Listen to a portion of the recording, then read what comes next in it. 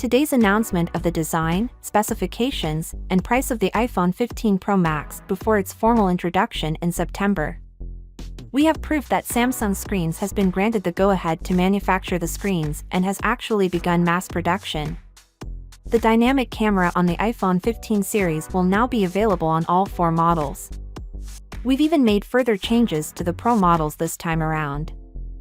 Ice Universe reported that the bezel has been reduced to only 1.5 mm as a result of Apple's LiPo technology, and in addition to that, we can obtain a better and brighter display, while its predecessor had a peak brightness of an amazing 2000 nits.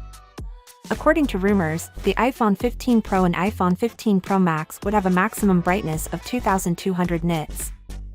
We have exciting news: the Pro models will undergo a significant material boost. According to Leica Unknowns 21, the iPhone 15 Pro models will use grade 5 titanium for the frame, and he has ample proof to support this claim.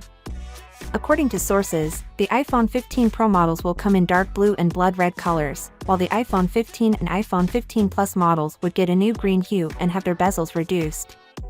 A modification has also been made to the Pro model's design, which still has flat edges like the predecessor but has more curve to make it more pleasant to grasp in the hand. The alert slider has also been entirely replaced with a new, customizable action button, and due to code found in iOS 17, we know precisely what this is going to provide. You may now utilize it to rapidly access voice memos, translations, and a magnifying glass. Focusing mode, flash, and quiet modes for cameras. We can even access shortcuts, which means you can pretty much make the button do anything you want. Additionally, it is not limited to a single action. You may choose an action for a single press, a double press, or even a lengthy hold.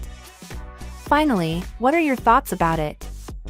So without being said, let me know your thought in the comment below, and if you are new here, please subscribe. Peace out.